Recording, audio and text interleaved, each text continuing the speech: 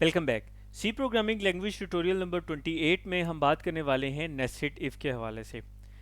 Nested if का अगर हम सिंटेक्स देखें तो हमें उसके सिंटेक्स से ये चीज़ पता चलता है कि बेसिकली इसको हम नेस्टेड इफ़ इस वजह से कहते हैं क्योंकि हम एक इफ़ स्टेटमेंट के ब्लॉक के अंदर एक दूसरी इफ़ स्टेटमेंट लिख सकते हैं, यानी कि an if within another if.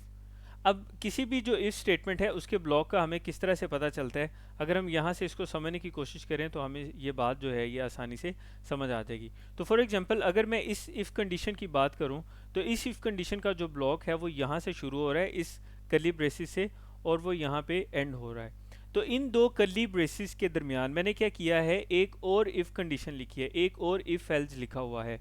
लेकिन आप ये देखें कि ये जो इफ़ एल्स है ये सारा का सारा इफ़ एल्स ये अपने एक्सटर्नल इफ़ के ब्लॉक में है, यानी कि लॉजिकली हम देखें तो ये इफ़ इस इफ़ की बॉडी का हिस्सा है। तो इस वजह से हम इस कॉन्सेप्ट की वजह से हम इसको बोलते हैं नेस्टेड इफ़। नेस्टेड इफ़ में सिंपली क्या होता है, उस सूरत में ये हमें हेल्प आउट करता है। फॉर एग्जांपल जहाँ पे आपने किसी एक्सटर्नल कंडीशन की बेस पे या किसी प्री रिक्विजिट की बेस पे, फर्स्ट एंट्री पॉइंट की बेस पे जब तक वो कंडीशन ट्रू हो जाए उसके बाद आप अगली वर्किंग करवाना चाहें, अदरवाइज आप वो नेक्स्ट कंडीशन ही ना चेक करना चाहें, तो उस सूरत में हम नेस्टेड इफ स्टेटमेंट की तरफ जाते हैं।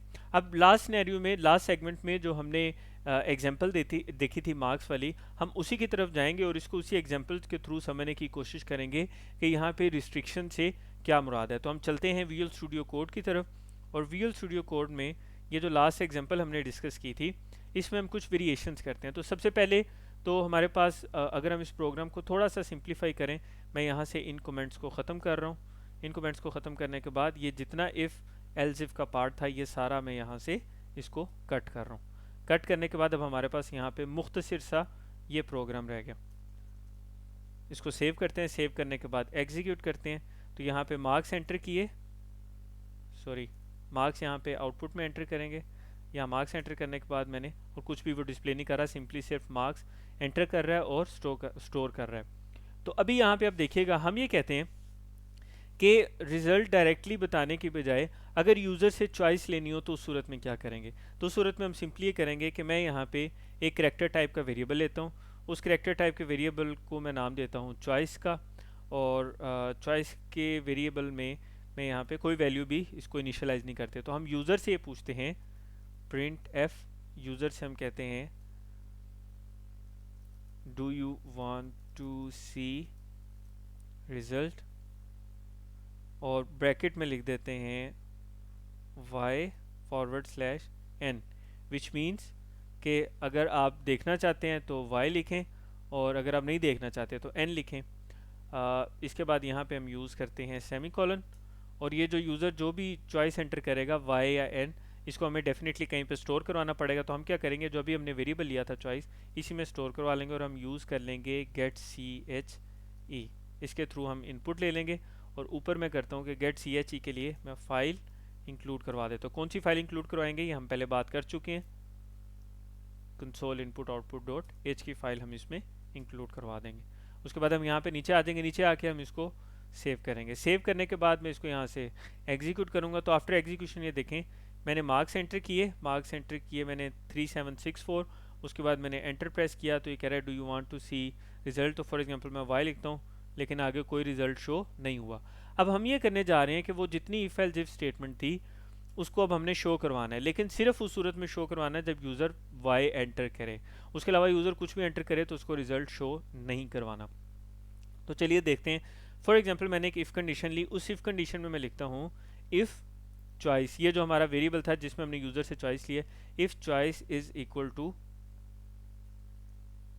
वाई, यानी कि स्मॉल वाई, या ये भी तो हो सकता है यूज़र कैपिटल वाई एंटर करे, तो हमने दोनों कंडीशन दे देनी है। या मैं लिख दूंगा या अगर चॉइस में वैल्यू जो है वो कैपिटल वाई पड़ी है। अब हमें नहीं पता कि यूज़र स्मॉल वाई एंटर करेगा, कैपिटल वाई एंटर करेगा, या कोई और करेक्टर एंटर करेगा, लेकिन हमने क्योंकि यूज़र को बता दिया कि अगर वो रिजल्ट देखना चाहता है तो वाई एंटर करे, लिहाजा यूज़र स्मॉल वाई एंटर करे या कैपिटल वाई, उन दोनों सूरत में ये वैल्यू चॉइस में जाके स्टोर होगी ना। तो अगर तो यूज़र ये एंटर करे तो उस सूरत में हम क्या करेंगे, उसको रिजल्ट डिस्प्ले करवा देंगे। तो पहले ये कंडीशन चेक होगी, अगर ये वाई ये चॉइस में वाई पड़ा हुआ यानी यूज़र ने सेलेक्ट किया तो हम उसको रिजल्ट डिस्प्ले करवा देंगे। तो अब वो जितना इफ एल्स इफ का सारा ब्लॉक था वो मैं यहाँ पे पेस्ट कर देता हूँ। तो यहाँ पे आपने थोड़ा सा इसका जो फ़र्क है उसको समझ लेना है, और वो फ़र्क आपने इस तरह से समझना है कि हम ये जो हमारे पास है, ये एंड हो रही है इस जगह पे, ये एंड हो रहा है आउटर इफ, ठीक है, और ये हमारा आ गया आउटर इफ, और ये जो है ये हमारा इनर इफ है। तो इसको हम थोड़ा सा इसकी अरेंजमेंट बेहतर कर लेते हैं ताकि हम इसको अलग अलग समझ सकें। सॉरी, अब ठीक है।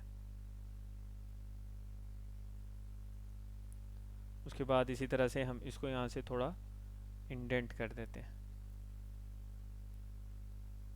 जितना ब्लॉक था लास्ट टाइम ये वही सारा कोड लिखा हुआ है। तो अब ये देखें कि ये जो सारा लास्ट टाइम हम जिसके थ्रू रिजल्ट शो करवा रहे थे, ये सारा इफ़ एल्स इफ का जो ब्लॉक है, ये सारा ब्लॉक आ रहा है आउटर इफ में। तो अब ये यानी कि आउटर इफ है, और ये वाला जो इफ एल्स इफ है सारा, ये उसका, इसको हम इनर इफ कह सकते हैं। तो अब ये जो सारा रिजल्ट है ये सिर्फ उस सूरत में चलेगा अगर पहले चॉइस में वाई या स्मॉल वाई या कैपिटल वाई अगर यूज़र ने एंटर किया हो, सिर्फ उस सूरत में रिजल्ट डिस्प्ले करवाएगा। अगर ना एंटर किया हुआ फिर ये रिजल्ट डिस्प्ले नहीं करवाएगा, ठीक है। तो मैं इसको सेव करता हूँ, सेव करने के बाद मैं इसको एग्जीक्यूट करता हूँ। अब ये देखें वो कह रहा है, यूज़र कह रहा है मार्क्स एंटर करें, तो मैं मार्क्स एंटर करता हूँ 823, उसके बाद मैं या 82 एंटर करता हूँ, उसके बाद मैं एंटर लिखता हूँ। तो वो कहता है do you want to see result, मैं लिखता हूँ वाई लिखा, तो उसके बाद हमारे पास रिज़ल्ट इसने डिस्प्ले नहीं करवाया। इस चीज़ को हमें देखना है कि इसने रिज़ल्ट डिस्प्ले यहाँ पे क्यों नहीं करवाया। तो हमने इफ़ का ब्लॉक सारा ठीक लिखा है। इफ़ का ब्लॉक लिखने के बाद हमने उसके अंदर जो वैल्यूज़ हैं वो भी ठीक लिखी हैं, और वैल्यूज़ के बाद आउटर इफ़, यहाँ पे हमारे पास कोई सिंटेक्स एरर नहीं है। तो हम एहतियातन यहाँ पे देख लेते हैं गेट ch। मैं यहाँ पे इसको दोबारा से चलाता हूँ, मार्क्स एंटर करता हूँ, सॉरी आउटपुट टर्मिनल में मार्क्स एंटर किए वाई, और ये हमें आउटपुट में डिस्प्ले नहीं करवा रहा। सो वंस अगेन हमें इसे देखना पड़ेगा कि ये ऐसा क्यों कर रहा है। तो हमने कहीं पे कोई स्पेलिंग मिस्टेक की है, यहाँ पे चॉइस की स्पेलिंग बिल्कुल ठीक है, इस जगह पे स्पेलिंग भी ठीक है, और अगर मैं इसकी जगह पे गेट ch लिखूँ और इसको एग्जीक्यूट करूँ, एंटर योर मार्क्स 83, n लिख के देखते हैं, ठीक है। दोबारा से इसको चलाएंगे और अब हम लिखते हैं 23, y लिखता हूँ और फिर y लिख के एंटर करते हैं, लेकिन ये हमें उसका जो आउटपुट है वो डिस्प्ले नहीं कर रहा। तो हमें सबसे पहले इसका एरर फाइंड आउट करना है। सो एरर हम यहाँ पे गलती ये कर रहे थे, एक लॉजिकल एरर था इसमें। हमने ये ऑप्शन सेलेक्ट की थी स्मॉल वाई और कैपिटल वाई की, कि हो सकता है यूज़र स्मॉल वाई एंटर करे या कैपिटल वाई एंटर करे, तो इन दोनों में से यूज़र जो भी एंटर करे उसको एक्सेप्ट कर लिया जाए। लेकिन यहाँ पे हमने लगाया हुआ था लॉजिकल एंड, जिसका मतलब था कि ये स्मॉल वाई भी हो और कैपिटल वाई भी हो, विच इज़ नॉट पॉसिबल। तो इस वजह से इसको यहाँ से हमने रिमूव किया और दरमियान में हमने यहाँ पे लॉजिकल और यूज़ किया, विच मीन्स अगर स्मॉल वाई हो तो भी एक्सेप्टेबल है, इसके अंदर जो भी वर्किंग चल रही है इस आउटर इफ के, और अगर कैपिटल वाई हो तो भी एक्सेप्टेबल है। तो अब हम आउटपुट स्क्रीन को क्लियर करते हैं, और क्लियर करने के बाद हम यहाँ पे इस कोड को दोबारा से सेव करते हैं। अब मैं इसको दोबारा से एग्जीक्यूट करता हूँ। एग्जीक्यूट करने के बाद मैं यहाँ पे मार्क्स एंटर करता हूँ। फॉर एग्जांपल मैंने यहाँ पे मार्क्स एंटर किए 92, एंटर प्रेस करने के बाद मैं यहाँ पे कहता हूँ do you want to see result, मैं एंटर करता हूँ कैपिटल वाई, ठीक है। तो आउटपुट में मुझे मैसेज डिस्प्ले हो गया पास। एक दफ़ा हम और इसको एग्जीक्यूट करके देख लेते हैं। मैं यहाँ पे इसको एग्जीक्यूट करता हूँ। एग्जीक्यूशन के बाद मैं यहाँ पे एक नंबर देता हूँ, नंबर मैं एंटर करता हूँ 27, और 27 करने के बाद do you want to see result, अगर मैं स्मॉल वाई लिखता हूँ तो भी मुझे रिज़ल्ट डिस्प्ले करेगा, विच इज़ फेल। दोबारा से अगर मैं इसको एग्जीक्यूट करना चाहूँ, और एग्जीक्यूट करने के बाद मैं मार्क्स एंटर कर रहा हूँ, और मार्क्स एंटर करने के बाद वो कहता है do you want to see result, तो मैं वाई नहीं लिखता, मैं कुछ और लिखता हूँ, मैं लाइक एन लिखता हूँ, तो मुझे रिज़ल्ट शो नहीं करेगा।